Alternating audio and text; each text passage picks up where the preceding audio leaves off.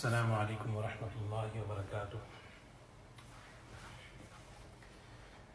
الحمد للہ نحمده ونستعینه ونستغفره ونؤمن به ونتوکل علیہ ونعوذ باللہ من شرور انفسنا ومن سیئات اعمالنا من يهده اللہ فلا مضل له ومن يضلل فلا هادی له ونشهد ان لا الہ الا اللہ وحده لا شریک له ونشهد أن سيدنا وحبيبنا ونبينا مولانا محمدا عبده ورسوله صلى الله تبارك وتعالى عليه وسلم. أما بعد فأعوذ بالله من الشيطان الرجيم. بسم الله الرحمن الرحيم. لقد رضي الله عن المؤمنين إذ يبايعونك تحت الشجرة فعلم ما في قلوبهم فأنزل السكينة عليهم وأثابهم فتحا قريبا. صدق الله العظيم. قابل احترام بزرگ و دوستو، گزشتہ دروس میں خلفائے راشدین میں سے سیدنا ابو بکر صدیق رضی اللہ تعالی عنہ اور سیدنا عمر فاروق رضی اللہ تعالی عنہ کی مبارک سیرت کے بارے میں کچھ باتیں آپ کی خدمت میں عرض کیا تھا۔ آج کے درس میں سیدنا عثمان بن عفان رضی اللہ تعالی عنہ کی مبارک سیرت اور ان کی صفات اور ان کی خصوصیات کا انشاءاللہ تذکرہ کروں گا۔ اللہ تعالیٰ آسان فرمائے، ہماری زندگیوں میں یہ خوبیاں اور یہ صفات ہمارے دل میں پیدا فرمائے۔ ہر صحابی کا ایک مقام ہے، مگر اللہ تعالیٰ نے تمام صحابہ کی جماعت میں حضرت ابو بکر، حضرت عمر، حضرت عثمان، حضرت علی رضی اللہ عنہم کو ایک مقام عطا فرمایا ہے، اور حضرت عثمان بن عفان رضی اللہ تعالی عنہ جن کے فضائل، جن کے مناقب احادیث میں بے شمار ذکر کیے گئے ہیں، اپنی اعلیٰ ترین سیرت کے اعتبار سے اور بلند کردار کے اعتبار سے ان کا ایک نمایاں مقام ہے۔ سوچیں، داماد نبی صلی اللہ علیہ وسلم ہیں، اللہ کے رسول صلی اللہ علیہ وسلم نے داماد بنانے کے لیے، اپنی بیٹیوں کو ان کے نکاح میں دینے کے لیے حضرت عثمان رضی اللہ تعالی عنہ کا انتخاب فرمایا، تو سوچیں آپ نے ان کی مبارک زندگی میں کیا صفات، کیا خوبیاں اور کیا اوصاف دیکھے ہوں گے۔ سیدنا عثمان رضی اللہ تعالی عنہ روایت کرتے ہیں، خود اپنے اسلام لانے کا واقعہ بیان کرتے ہیں کہ میں سفر میں تھا، مکہ مکرمہ میں حضور اکرم صلی اللہ علیہ وسلم نے نبوت کا اعلان فرمایا۔ فرماتے ہیں کہ میں اس سفر میں رات میں خواب دیکھا، اور خواب میں کوئی کہتا ہے کہ یا عثمان لک الشان فاتبع النبی، اے عثمان تمہاری تو بہت بڑی شان ہے، تمہارا تو بہت بڑا مقام ہے، ایک نبی آئے ہیں، ان کی اتباع کرو اور ان کی بات کو سنو۔ حضرت عثمان فرماتے ہیں کہ جب میں واپس مکہ مکرمہ آیا تو سب سے پہلے حضرت ابو بکر رضی اللہ تعالی عنہ سے ملاقات ہوئی، انہوں نے مجھے اسلام کی دعوت دی، حضور اکرم صلی اللہ علیہ وسلم کا تعارف فرمایا، ان کی صفات اور ان کی خوبیوں کو بیان فرمایا۔ اسی موقع پر حضور اکرم صلی اللہ علیہ وسلم تشریف لائے۔ آپ نے پوچھا عثمان کیا سوچ رہے ہو، حالانکہ تمہیں اب خواب میں بشارت بھی مل گئی ہے، اب کس چیز کا انتظار کر رہے ہو؟ حضرت عثمان رضی اللہ تعالی عنہ نے فوراً کلمہ پڑھا، اشہد ان لا الہ الا اللہ واشہد ان محمد رسول اللہ۔ یہ کلمہ پڑھ کر سابقین اولین میں داخل ہو گئے۔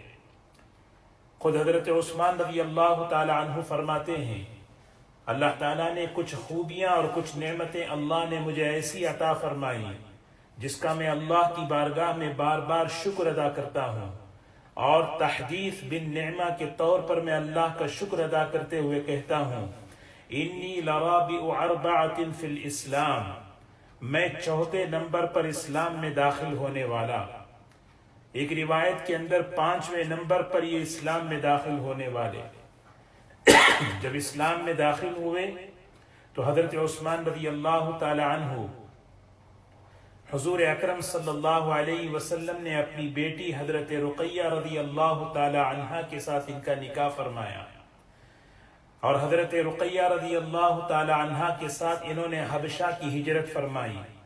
اور جس وقت انہوں نے ہجرت فرمائی، اللہ کے رسول صلی اللہ علیہ وسلم نے فرمایا کہ جیسے حضرت ابراہیم علیہ السلام اپنی اہلیہ کے ساتھ، اپنی گھر والی کے ساتھ ہجرت فرمائی تھی، آج میری بیٹی حضرت عثمان رضی اللہ تعالی عنہ دونوں ہجرت کر رہے ہیں۔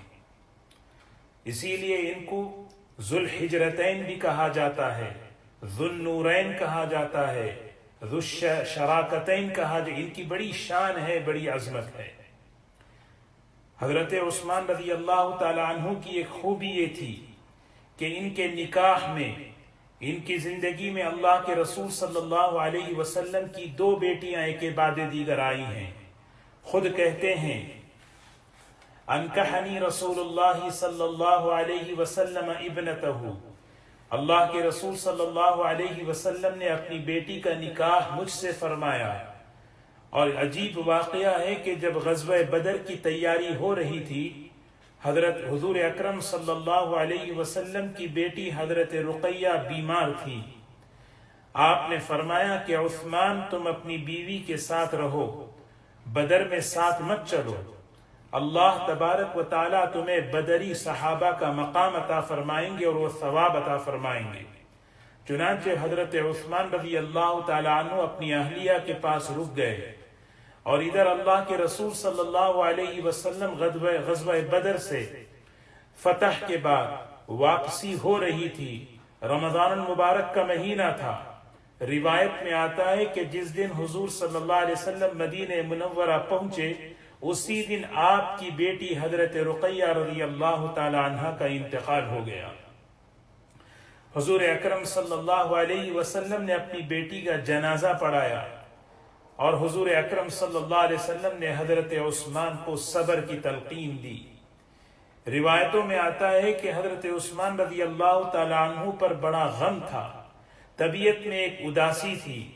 ظاہر سی بات ہے کہ جس کی اتنی عظیم الشان بیوی ہو، نبی کریم صلی اللہ علیہ وسلم کی بیٹی، ان کی جدائی پر غم، ان کی جدائی پر افسوس، ان کی جدائی پر صدمہ ضرور ہوگا۔ حضور اکرم صلی اللہ علیہ وسلم نے بار بار یہ محسوس کیا۔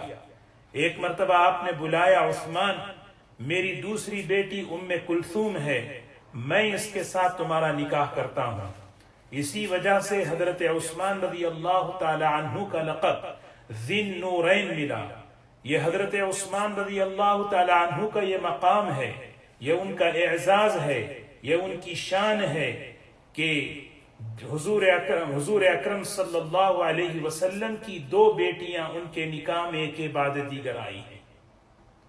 اور جب حضرت ام کلثوم رضی اللہ تعالی عنہ کا بھی انتقال ہو گیا تو اس موقع پر حضور صلی اللہ علیہ وسلم نے فرمایا لو کن 10 لزوجتہن عثمان، عثمان اگر میری 10 بیٹیاں بھی ہوتی یکے بعد دیگر میں تمہارے نکاح میں انہیں دے دیتا۔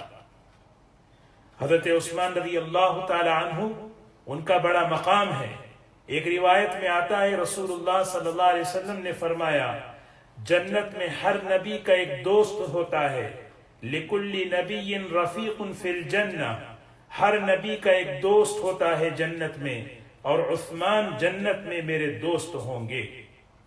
جب مسلمان مدینہ منورہ ہجرت کر کے آئے تو مسلمانوں کے لیے بڑی کھانے پینے کے اعتبار سے، چیزوں کے اعتبار سے بڑی کمی تھی، لیکن پانی کے اعتبار سے سب سے زیادہ کمی۔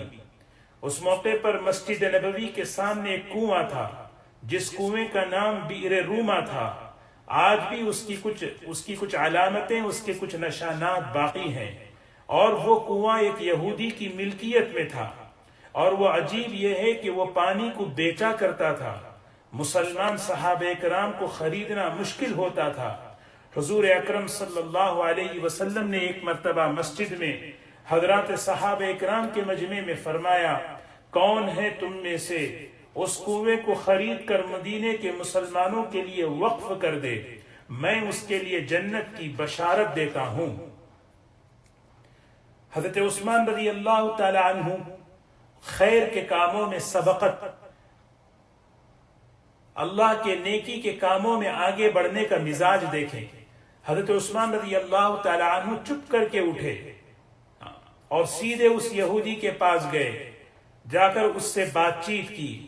اس یہودی نے محسوس کر لیا کہ یہ اپنے نبی کی بات اور خوشخبری سن کر یہ میرے پاس آیا ہے۔ اس نے اپنی کنویں کی قیمت کو بڑھا دیا، کہنے لگا کہ 40,000 درہم میں یہ کنواں بیچوں گا۔ چنانچہ حضرت عثمان رضی اللہ تعالی عنہ نے بغیر چوں چرا کیے حضرت نے 40,000 میں وہ کنواں خریدا، اور اللہ کے رسول صلی اللہ علیہ وسلم کی خدمت میں آ کر اس دستاویز کو رکھ دیا، اور اس موقع پر آپ نے فرمایا، خوشخبری ہو عثمان کے لیے، اللہ تعالیٰ نے اس کے لیے جنت کو واجب کر دیا ہے۔ یہ حضرت عثمان رضی اللہ تعالی عنہ کا یہ مقام ہے، بار بار مجلسوں میں انہیں جنت کی بشارت ملتی تھی۔ اللہ کے رسول صلی اللہ علیہ وسلم ایک مرتبہ ایک انصاری صحابی کے باغ میں تشریف لے گئے۔ روایتوں میں آتا ہے کہ ان کے باغ میں ایک بہترین کنواں تھا، اور آپ علیہ السلام اس کنویں میں اس طرح بیٹھے کہ اپنے پیروں کو کنویں میں ڈال دیے اور کنارے پر بیٹھ گئے، اور آپ نے ان انصاری صحابی سے کہا کہ تم دروازے پہ کھڑے ہو جاؤ، کوئی میری اجازت کے بغیر اندر نہ آئے۔ تھوڑی دیر میں دروازے پہ دستک ہوئی تو پوچھا کون ہے، اجازت مانگی۔ حضور اکرم صلی اللہ علیہ وسلم نے فرمایا پوچھو کون ہے؟ فرمایا ابو بکر آئے ہیں۔ فرمایا دروازہ کھولو اور جنت کی بشارت دے دو۔ حضرت ابو بکر رضی اللہ تعالیٰ عنہ سیدھے آئے اور حضور صلی اللہ علیہ وسلم کے دائیں طرف اسی طرح بیٹھ گئے جس طرح حضور صلی اللہ علیہ وسلم کنویں میں پیر لٹکائے ہوئے بیٹھے تھے۔ تھوڑی دیر گزری تھی، دروازے پہ دوبارہ دستک ہوئی۔ کون؟ عمر آئے ہیں، اجازت چاہتے ہیں۔ افتح لہ وابشرہ بالجنہ۔ آپ نے فرمایا دروازہ کھولو ان کے لیے بھی اور جنت کی خوشخبری سنا دو۔ حضرت عمر رضی اللہ تعالی عنہ تشریف لائے اور اللہ کے رسول صلی اللہ علیہ وسلم کے بائیں طرف بیٹھ گئے، اور اسی طرح بیٹھے جس طرح ابو حضور صلی اللہ علیہ وسلم اور حضرت ابو بکر بیٹھے تھے۔ اللہ کا نظام دیکھیں، کیا ترتیب چل رہی ہے۔ تھوڑی دیر گزری تھی، دروازے پہ دستک ہوئی، پوچھا کون ہے؟ عثمان آئے ہیں، اجازت چاہتے ہیں۔ اللہ کے رسول صلی اللہ علیہ وسلم نے فرمایا دروازہ ان کے لیے بھی کھول دو اور جنت کی خوشخبری سنا دو۔ اللہ کے رسول صلی اللہ علیہ وسلم کی خدمت میں آئے، دیکھا دائیں طرف ابو بکر بیٹھے ہیں، بائیں طرف ابو بکر بیٹھے ہیں، تو حضرت عثمان رضی اللہ تعالی عنہ حضور صلی اللہ علیہ وسلم کے بالکل سامنے انہیں کنویں کے دوسرے حصے پر بیٹھ گئے، اسی طرح جس طرح اللہ کے رسول صلی اللہ علیہ وسلم بیٹھے ہوئے۔ حضرات محدثین فرماتے ہیں اس حدیث کی روشنی میں آج بھی روضہ اطہر کا جائزہ لیں۔ اللہ کے رسول صلی اللہ علیہ وسلم جہاں آرام فرما رہے ہیں، حضور صلی اللہ علیہ وسلم کے دائیں طرف ابو بکر ہیں، بائیں طرف حضرت عمر رضی اللہ تعالی عنہ ہیں، اور روضہ اطہر کے سامنے جنت البقیع ہے، وہاں پر حضرت عثمان بن عفان رضی اللہ تعالی عنہ آرام فرما رہے ہیں۔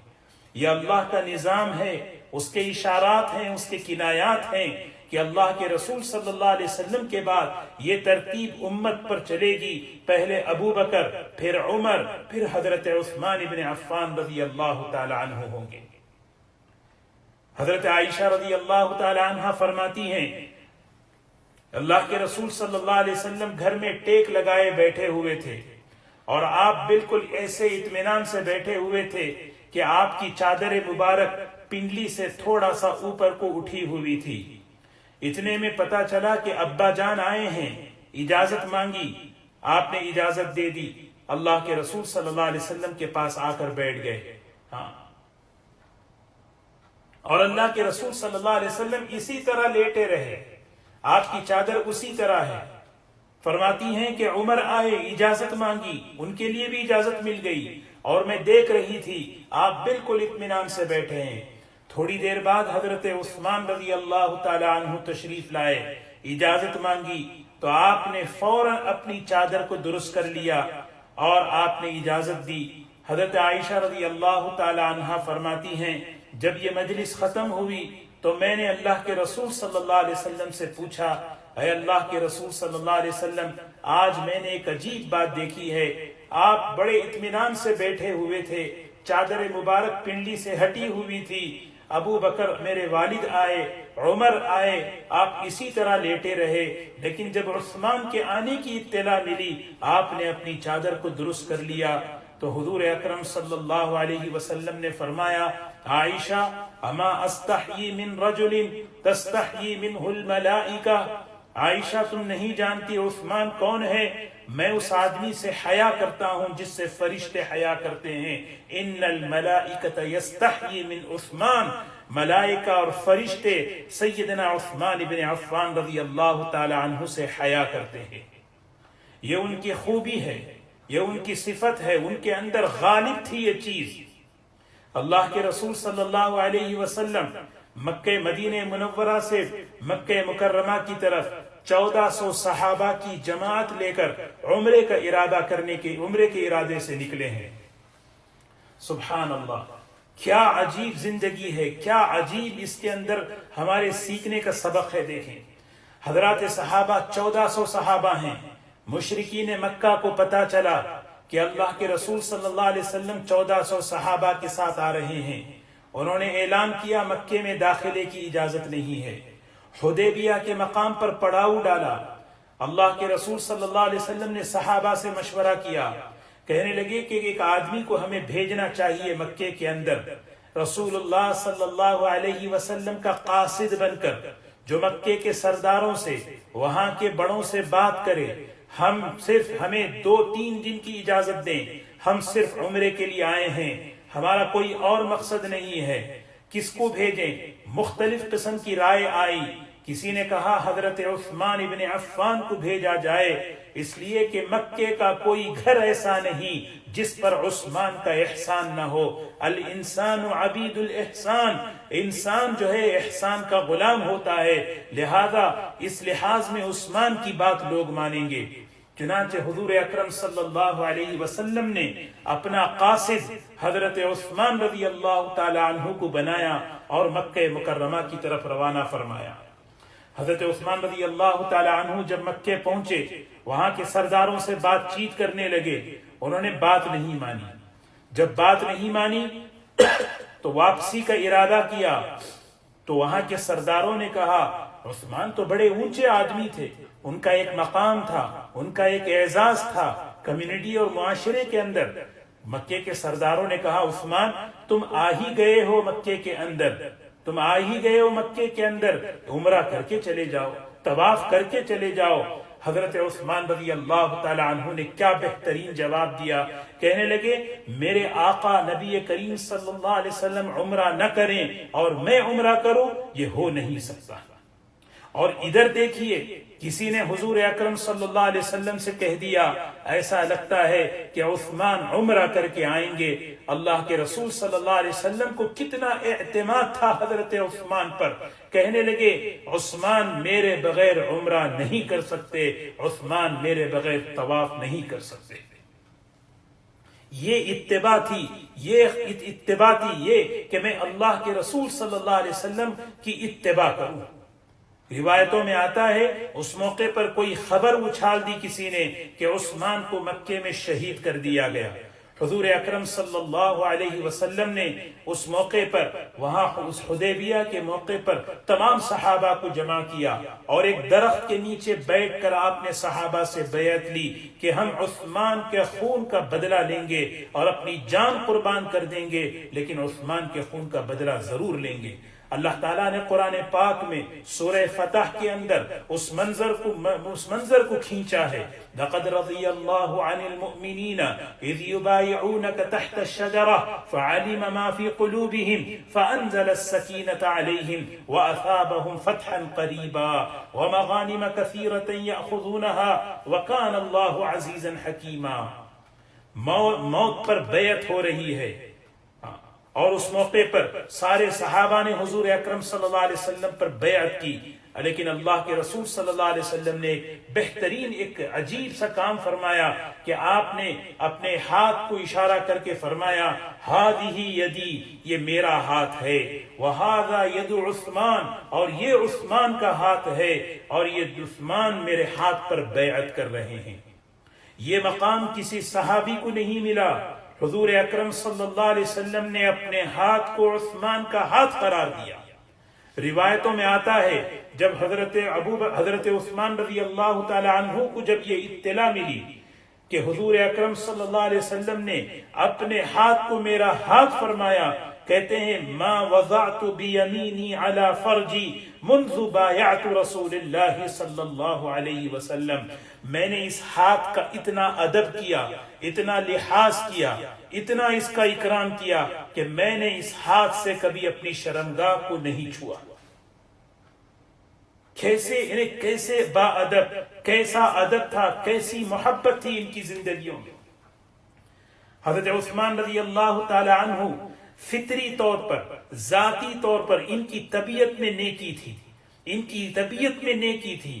اسلام سے پہلے جاہلیت کے زمانے میں خود کہتے ہیں ما تغنیت ولا تمنیت ولا زنیت فی الجاہلیت قط ولا فی الاسلام قط. کیسی فرماتے ہیں ما تغنیت، میں نے کبھی گانا نہیں گایا اور نہ میری اس کی کبھی خواہش پیدا ہوئی. زمانے جاہلیت میں میں نے کبھی نہ گانا گایا اور نہ میری اس کی کبھی خواہش پیدا ہوئی. اور پھر فرمایا میں نے کبھی ولا زنیت فی جاہلیہ، میں نے کبھی کوئی بدکاری نہیں کی جاہلیت کے زمانے میں، ولا سرقت، میں نے کبھی چوری نہیں کی. خوبیاں اور صفات تو جن کی طبیعت میں اللہ تعالیٰ نے گھول دی تھی. جامع الصفات صحابی تھے، جامع الصفات صحابی تھے. ایسی خوبی نبی کریم صلی اللہ علیہ وسلم نے موقع بموقع ان کو خوشخبری سنائی. اللہ تعالیٰ نے جامع القرآن، حافظ القرآن، ناشر القرآن ان کو بنایا. روایت میں آتا ہے ایمان اور نفاق کے درمیان، مومن اور منافق کے درمیان فرق کرنے کا جو امتیاز ہے، اللہ نے حضرت عثمان بن عفان رضی اللہ تعالی عنہ کی محبت کو بنایا. ترمذی کی روایت ہے ایک مرتبہ مسجد میں جنازہ لایا گیا، آپ سے درخواست کی گئی جنازے کی نماز پڑھائیں. آپ نے پوچھا کس کا جنازہ ہے؟ صحابہ نے بتایا فلاں آدمی کا جنازہ ہے. آپ نے فرمایا میں اس شخص کی جنازے کی نماز نہیں پڑھ سکتا، اس لیے کہ یہ آدمی عثمان سے بغض رکھتا تھا، اور عثمان سے بغض رکھنا نفاق ہے. یہ حضور اکرم صلی اللہ علیہ وسلم نے یہ ایمان اور نفاق کے درمیان فرق کرنے کی چیز حضرت عثمان بن عفان رضی اللہ تعالی عنہ کی محبت کو بنایا. حضور اکرم صلی اللہ علیہ وسلم نے موقع بموقع انہیں جو ہے خوشخبریاں سنائی ہیں. جب مدینہ منورہ میں مسلمانوں کو پانی کی کمی تھی، آپ نے اپنا مال لگا کر وہ مدینے کے مسلمانوں کے لیے وہ کنواں وقف کر دیا. اس موقع پر آپ نے جنت کی خوشخبری سنائی. ایک موقع پر مسجد نبوی چھوٹی پڑ رہی تھی، مسلمان بڑھتے جا رہے تھے، سامنے کی زمین کو الاٹ کرنا تھا، اس کو خریدنا تھا. اللہ کے رسول صلی اللہ علیہ وسلم نے فرمایا کوئی ہے تم میں سے زمین کے اس ٹکڑے کو خرید کر مسجد کے لیے وقف کر دے اور میں اللہ سے اس کے لیے جنت میں محل دلاؤں گا. حضرت عثمان رضی اللہ تعالی عنہ آگے بڑھے اور آگے بڑھ کر انہوں نے جو ہے وہ جگہ خریدی. اور ایک روایت میں رسول اللہ صلی اللہ علیہ وسلم نے تبوک کے موقع پر، وہ تبوک جس کو جیش العسرہ کہا جاتا ہے، تنگی کا یعنی سخت قسم کی گرمی، مسلمانوں کے پاس مال کی کمی، چیزوں کی کمی، اس موقع پر حضرت عثمان رضی اللہ تعالی عنہ کا انفاق، ان کا خرچ، ان کی سخاوت دیکھیں۔ حضور اکرم صلی اللہ علیہ وسلم نے اس موقع پر کھل کر حضرات صحابہ کرام کو ترغیب دی مال لگانے کی۔ بڑے بڑے صحابہ اس پر مال لگائے، لیکن حضرت عثمان رضی اللہ تعالی عنہ کا شان بڑا، ان کی شان بڑی عجیب، ان کا انداز بڑا نرالا۔ آپ نے اعلان کیا، کون ہے تم میں سے جو اللہ کے راستے میں مال لگائے؟ کون ہے؟ حضرت عثمان رضی اللہ تعالی عنہ کھڑے ہو کر کہنے لگے، مئۃ بعیر باحلاسها واحقابها، 100 اونٹ پورے ساز و سامان کے ساتھ میں اللہ کے لیے اور آپ کے لیے دیتا ہوں۔ حضور اکرم صلی اللہ علیہ وسلم بڑے خوش ہوئے۔ پھر آپ نے فرمایا، کون ہے تم میں سے جو شخص اللہ کے راستے میں خرچ کرے؟ حضور اکرم صلی اللہ علیہ وسلم کی اس اعلان پر پھر کھڑے ہوئے، کہنے لگے، علیہ، میری ذمہ داری ہے اس جماعت کی تیاری کے لیے 100 اونٹ پورے ساز و سامان کے ساتھ میں اللہ کے لیے دوں گا۔ کیا صحابہ کا ایمان دیکھیں، حضرت عثمان رضی اللہ تعالی عنہ کا یقین دیکھیں، اللہ کے خزانوں پر، اللہ کے وعدوں پر، ادھر ادھر نہیں دیکھ رہے۔ آپ نے پوچھا، یہ خطاب میرے لیے ہے، ایسا نہیں۔ پھر تیسری مرتبہ آپ پوچھا، کون ہے؟ حضرت عثمان رضی اللہ تعالیٰ عنہ پھر کھڑے ہوئے، کہنے لگے، مئۃ بعیر باحلاسها واحقابها، 100 اونٹ ساز و سامان کے اللہ کے راستے میں۔ ہوا کیا؟ حضور اکرم صلی اللہ علیہ وسلم اتنا خوش ہوئے، کنز العمال کی روایت ہے، آپ نے اس موقع پر دعا دی، ایسی دعا کہ اللہ اکبر، غفر اللہ لک یا عثمان ما قدمت وما اخرت وما اسررت وما اعلنت وما اخفیت وما ابدیت۔ اللہ عثمان کی مغفرت کرے، ان کے اگلے پچھلے ظاہر باطن چھپے ہر گناہ کو اللہ معاف کر دے۔ پھر اس کے بعد کہنے لگے، اللہم لا تنس عثمان، اے اللہ آج کے بعد عثمان کو بھولنا نہیں، آج کے بعد عثمان کوئی بھی عمل نہ کریں، ان کی نجات کے لیے کافی ہے۔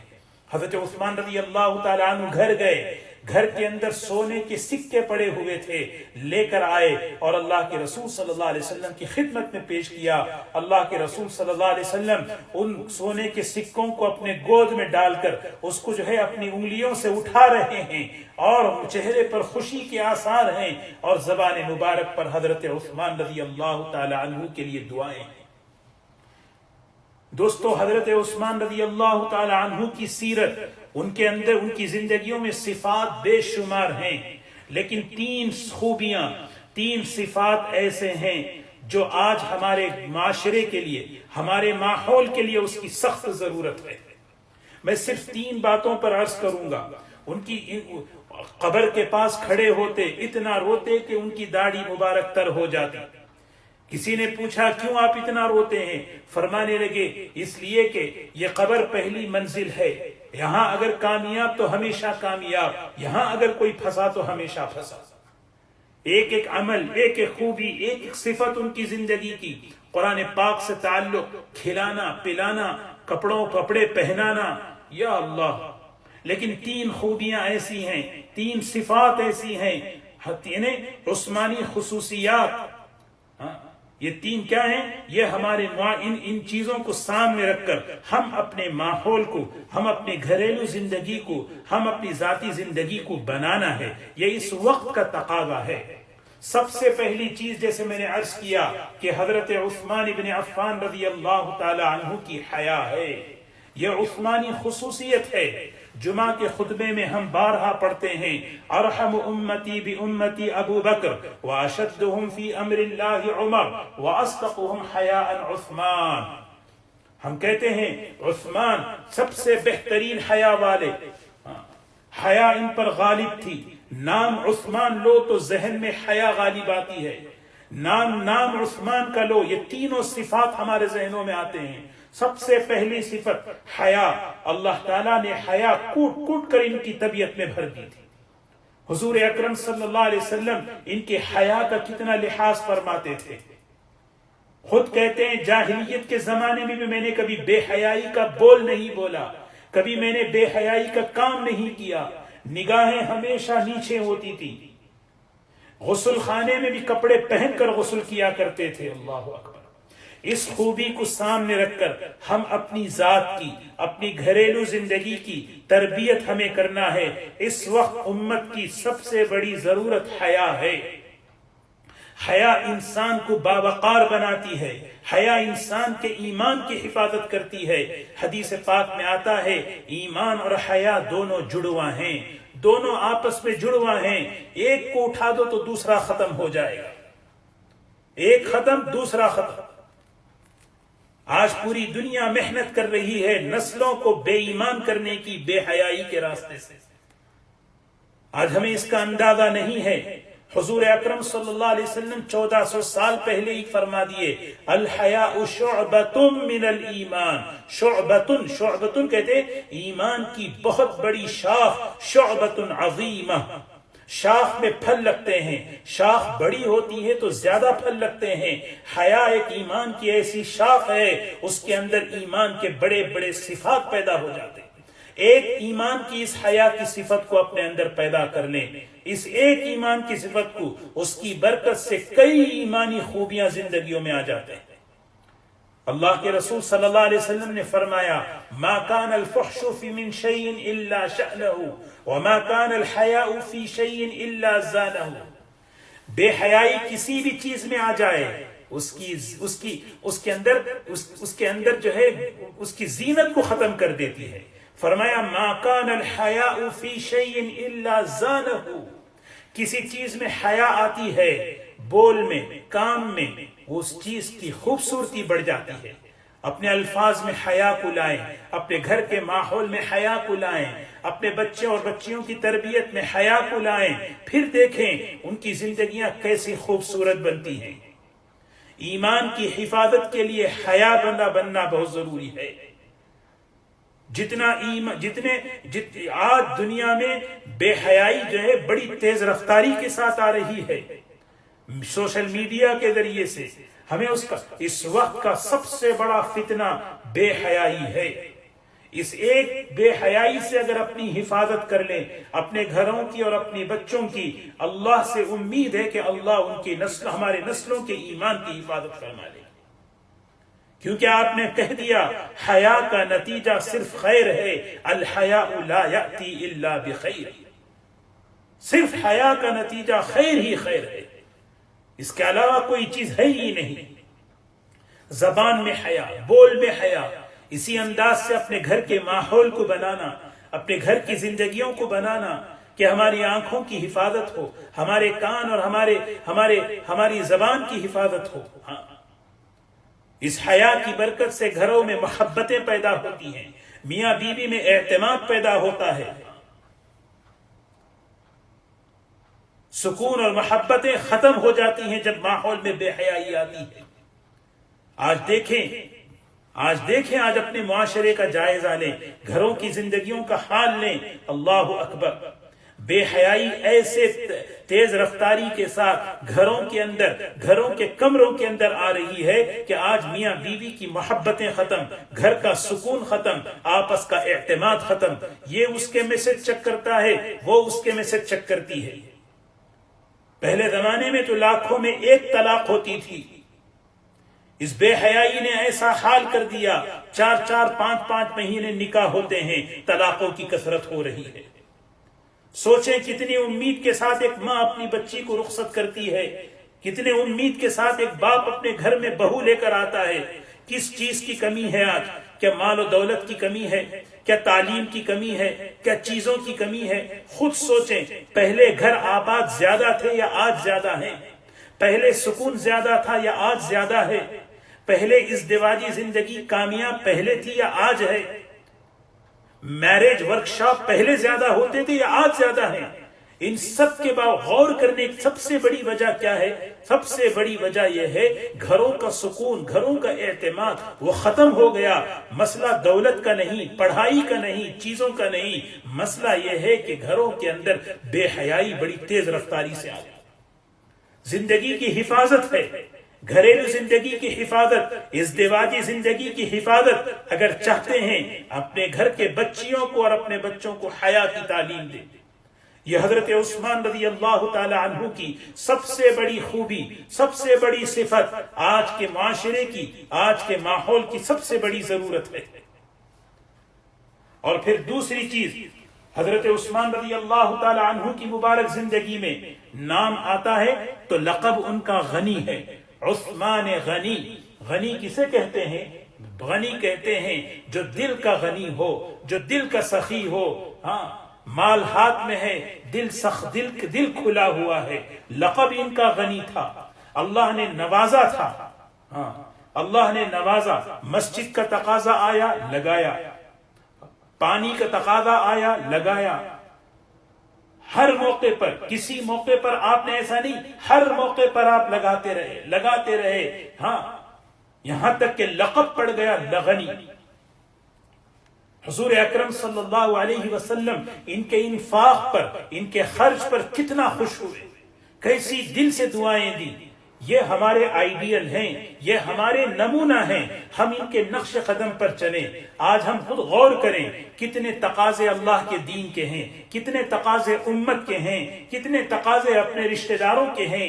ہم زکوٰۃ سے آگے بڑھ کر ہم جو ہے اپنے خرچ کو بڑھائیں، ہم زکوٰۃ سے آگے بڑھیں۔ ایسا نہیں ہے، الحمدللہ زکوٰۃ دے رہے ہیں، اللہ تبارک و تعالیٰ قبول فرمائے، اللہ تعالیٰ اس میں برکت نصیب فرمائے، لیکن سب سے بڑی جو چیز ہے وہ اس وقت کا تقاضا کیا ہے؟ ہم اس کو اللہ کے راستے میں اپنے خرچ کو بڑھانا ہے۔ اس پر اللہ تعالیٰ کی طرف سے وعدے ہیں، اللہ کی طرف سے اس پہ زبردست وعدے ہیں۔ وَمَا أَنفَقْتُم مِّن شَيْءٍ فَهُوَ يُخْلِفُهُ۔ اللہ کی نسبت پر جو لگائے گا اللہ تبارک و تعالیٰ اسے نوازیں گے، اسے نوازیں گے۔ یہ لوگ مدینے کا ایک ایک گھر، اللہ اکبر، اس گھر کا یہ مزاج تھا کہ ہم اللہ کی نسبت پر لگانا اور بدلہ اللہ سے لینا، اور حوض کوثر پر حضور اکرم صلی اللہ علیہ وسلم سے لینا۔ زبردست قسم کا قحط پڑا، قحط آتا ہے مالی اعتبار سے تنگیاں، جیسے آج ہم جائزہ لیں، احساس ہو کہ آج اس وقت ہماری کمیونٹی میں، ہمارے معاشرے کے اندر ایک مالی اعتبار سے ایک تنگیاں آئی ہوئی ہیں۔ 3 مہینے 2 مہینوں سے جو یہ لاک ڈاؤن چل رہا ہے پوری دنیا کے اندر، اس وقت بہت حالات آئے ہیں مالی اعتبار سے۔ حضرت ابو بکر رضی اللہ تعالی عنہ کے زمانے میں زبردست قحط پڑا، مدینے کے اندر لوگ پریشان تھے۔ اس موقع پر حضرت عثمان غنی رضی اللہ تعالی عنہ کا ایک قافلہ اونٹوں سے لدا ہوا، ایک روایت میں 100 اونٹ، ایک روایت میں 1000 اونٹ مدینہ منورہ آیا ہے۔ سارے مدینے کے تاجر حضرت عثمان کے پاس آئے، آپ نے پوچھا خریدنا چاہتے ہو؟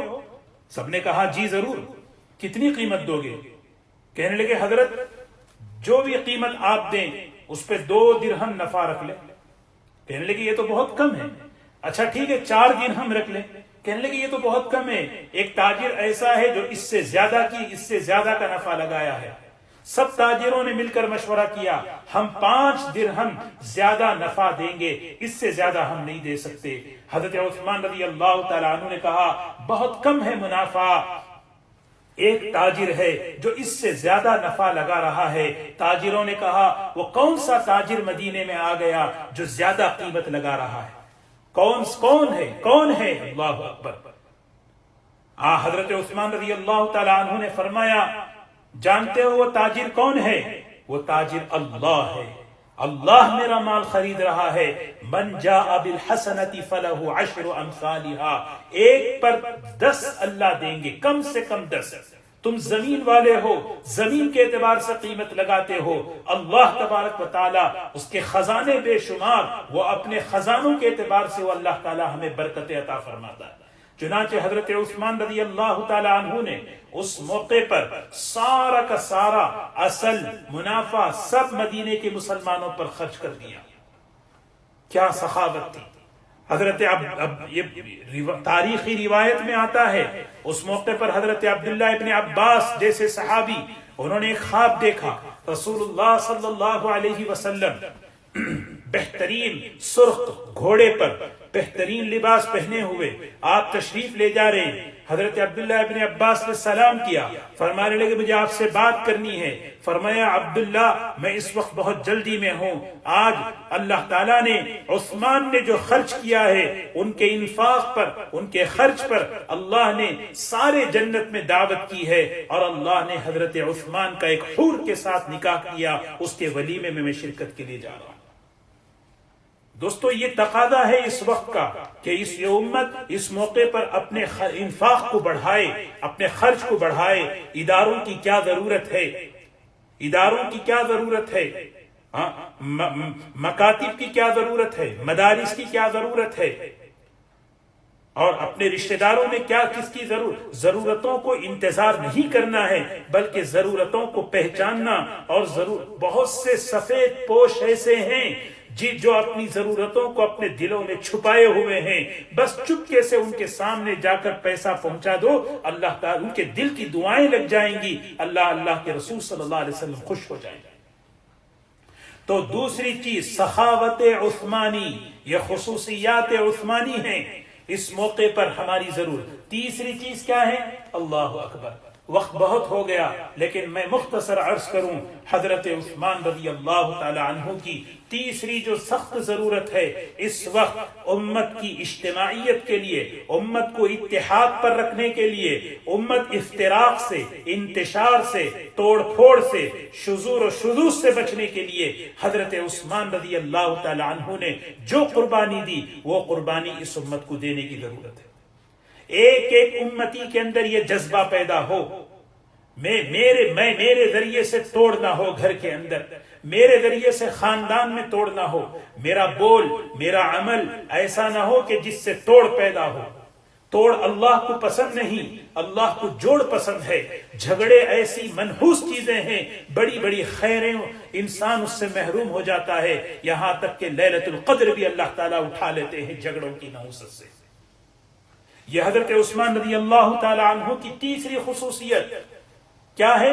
900 باغیوں نے جب مدینہ منورہ پر حملہ کیا، بارہا یہ واقعہ میں عرض کر چکا ہوں، 900 حضرت عثمان رضی اللہ تعالی عنہ مسجد نبوی میں خطبہ دے رہے ہیں، جمعہ کی نماز کے لیے منبر پر کھڑے ہوئے، مختلف حصوں میں تقسیم ہو کر دشمن بیٹھ چکے ہیں۔ جب حضرت کھڑے ہوئے خطبہ دینے کے لیے تو الگ الگ جگہوں سے لوگ کھڑے ہوئے، کہنے لگے بڑی گستاخی کے ساتھ، ایک کہا کہ تو آپ خطبہ نہیں دے سکتے، آپ منبر سے اتر جاؤ۔ زبردستی کھینچ کر منبر سے اتار دیا گیا، اور آپ کے جو ہاتھ میں عصا تھا، جس عصا کو پکڑ کر آپ خطبہ دیتے تھے، وہ عصا معمولی نہیں تھا، وہ عصا تھا جو اللہ کے رسول صلی اللہ علیہ وسلم اپنے دست مبارک پہ پکڑ کر خطبہ دیتے تھے۔ اس عصا کو توڑ دیا ان دشمنوں نے، اور حضرت عثمان پر ایسے حملہ کیا کہ بے ہوش ہو گئے اور ان کو گھر لے گئے۔ جب ہوش آیا تو سب سے پہلے ان کی زبان پر ایک جملہ آیا، مدینے والوں کو کوئی تکلیف تو نہیں پہنچی، مدینے میں کوئی تکلیف تو نہیں ہوئی، کسی کو کوئی پریشانی تو نہیں ہوئی، حالانکہ آپ زخمی ہیں، ابھی یہ بات ہو رہی ہے۔ اسی وقت ان دشمنوں کی طرف سے آواز آئی کہ آج کے بعد مسجد کے دروازے عثمان کے لیے بند کر دیے گئے۔ سوچیں کس مسجد کے دروازوں کو بند کیا جا رہا ہے، جس مسجد کی تعمیر کے لیے، جس مسجد کی توسیع کے لیے حضرت عثمان رضی اللہ تعالی عنہ نے اپنا مال لگایا تھا۔ آج ان لوگوں نے حضرت عثمان کے لیے مسجد کو بند کر، حضرت مغیرہ ابن شعبہ، بڑے بڑے صحابہ حضرت عثمان کے پاس آئے، کہنے لگے امیر المؤمنین آپ ہمارے امیر ہیں، آپ ہمارے امام ہیں، 3 باتیں ہم آپ کے سامنے پیش کرتے ہیں، آپ حق پر ہیں، ہم آپ کے ساتھ ہیں، اجازت دیں ہم مقابلہ کریں گے، ان لوگوں کو سبق سکھائیں گے۔ دوسرا آپشن یہ ہے کہ آپ مکہ مکرمہ ہجرت کر کے چلے جائیں، یا تیسری چیز ملک شام چلے جائیں، وہاں پر حضرت معاویہ ہیں، وہ آپ کا ساتھ دیں گے۔ حضرت عثمان رضی اللہ تعالیٰ عنہ کا جواب دیکھو، آپ نے کیا فرمایا؟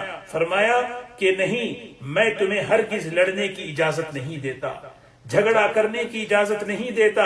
کیوں؟ اس لیے کہ مدینہ ہے. مدینے کے احترام کا لحاظ رکھنا ہر ایمان والے کی ذمہ داری ہے. میں مدینے کے اندر کوئی لڑائی ہو یہ ہرگز ہونے نہیں دوں گا. اور رہی بات یہاں سے جانے کی، میں نہیں چاہتا کہ اللہ کے رسول صلی اللہ علیہ وسلم کے شہر کو چھوڑ کر جاؤ. میری موت مدینے میں آئے، اس لیے کہ میں نے رسول اللہ صلی اللہ علیہ وسلم سے سنا ہے جو شخص مدینے میں مر سکتا ہو وہ مدینے میں مرے، اس لیے کہ قیامت کے دن میں مدینے میں مرنے والے کی شفاعت کروں گا. دن بدن ظلم بڑھتا جا رہا ہے. پہلے تو جو ہے ممبر سے اتار دیا، پھر اس کے بعد نماز جماعت مسجد میں آنا بند کر دیا. پھر تیسرا اعلان کیا ہوا؟ آج کے بعد حضرت عثمان کے لیے کھانا اور پانی سب بند. سوچیں اس سے بڑی زیادتی کیا ہو سکتی ہے؟ حضرت عثمان وہ ہیں جن کے مال سے، جن کے خزانوں سے غریب مسلمانوں کے فاقے ختم ہوئے، کئی گھروں میں چولہے جلے ہیں. اللہ اکبر. آج عثمان کے لیے ایسی سزا دی جا رہی. حضرت عثمان رضی اللہ تعالی عنہ یہی تو کھڑے ہو کر خطبہ دینے لگے، کہنے لگے لوگوں تم کیا کر رہے ہو؟ تم جو ہے تم جانتے ہو تم کس کے ساتھ کیا معاملہ کر رہے ہو. اس آدمی کو مسجد سے روک رہے ہو جس آدمی نے مسجد کی توسیع کے لیے اپنے مال سے جو ہے اپنے مال سے وہ زمین خرید کر دی. تم اس آدمی کو پانی سے روک رہے ہو جس نے بیر روما کا کنواں مسلمانوں کے لیے پہلے اس نے خرید کر وقف کیا تھا. لیکن ان پر کوئی اثر نہیں ہوا، یہاں تک کہ حضور اکرم صلی اللہ علیہ وسلم خواب میں تشریف لائے. فرمایا عثمان روزہ رکھ لینا، افطار ہمارے ساتھ کرنا. شہادت کی ایک پیشن گوئی دے دی اور اشارہ کر دیا. حضرت عثمان رضی اللہ تعالی عنہ نے اپنی گھر والی حضرت نائلہ سے کہا کہ پاجامہ دے دو، مجھے وہ پہننا ہے. اور روزہ تو تھے ہی، اور قرآن روایتوں میں آتا ہے حضرت عثمان رضی اللہ تعالی عنہ پر 1 2 3 نہیں 10 دن نہیں 40 دن تک کھانا پینا بند کر دیا گیا تھا. کسی نے پوچھا اب آپ کو پیاس اور بھوک لگتی تو کیا کرتے؟ فرماتے کہ قرآن پاک کی تلاوت کرتا، اللہ تعالیٰ اس کی برکت سے میری پیاس اور بھوک کو مٹا دیتا. یہ حضرت عثمان پر اتنی زیادتیاں ہو رہی ہیں. مقام کتنا بڑا کہ جنت میں میرا دوست عثمان ہے، فرشتے اس سے حیا کرتے ہیں. اللہ اکبر. اے حضور اکرم صلی اللہ علیہ وسلم نے اپنے ہاتھ کو عثمان کا ہاتھ قرار دیا. لیکن دنیا میں کیسی آزمائش، کیسی حالت، لیکن حضرت عثمان کی زندگی کا یہ سبق ہے ہم سب کے لیے. انہوں نے ہر آنے والے ظلم و زیادتی کو اپنے اوپر برداشت کر لیا، جھیل لیا، لیکن اپنے معاشرے کے اندر، اپنی کمیونٹی کے اندر اور امت کے اندر انتشار، اختلاف اور افتراء اور لڑنے کی ذرا بھی اجازت نہیں دی. اگر آپ صحابہ کو اجازت دے دیتے، حضرات صحابہ ان باغیوں کے ساتھ مقابلہ کرتے، لیکن مدینے میں خون و خرابے کی کوئی اجازت نہیں. یہ ہمارے لیے نمونہ ہے. دعا فرمائیں اللہ تبارک و تعالیٰ ان مبارک خوبیوں کو، ان صفات کو اپنی زندگی میں پیدا فرمائے. جیسے میں نے عرض کیا ان کی پوری زندگی تو ایک وسیع زندگی ہے، لیکن 3 چیزیں ہیں. ایک حضرت عثمان رضی اللہ تعالی عنہ کی حیا، اس حیا کو اپنے اندر لانے کی ایک فکر کریں، ایک محنت کریں اپنے ماحول کے اندر. سخاوت دوسری چیز. تیسری چیز کسی سے کوئی تکلیف پہنچے، کسی سے کوئی بات پہنچے، صبر کر لیں، برداشت کر لیں. حضرت عثمان جھیلتے رہے. زبان سے ایسا جملہ، ایسا بول، ایسا عمل ہرگز مجھ سے نہ ہو جس سے گھر کے اندر، دوستوں کے اندر، آپ ملنے جلنے والوں کے اندر افتراق اور انتشار ہو. یہ حضرت عثمان رضی اللہ تعالی عنہ کی مبارک سیرت کا نمونہ ہے. اللہ تبارک و تعالی ہم سب کو عمل کی توفیق نصیب فرمائے. وآخر دعوانا الحمد للہ رب العالمین. لک الحمد لک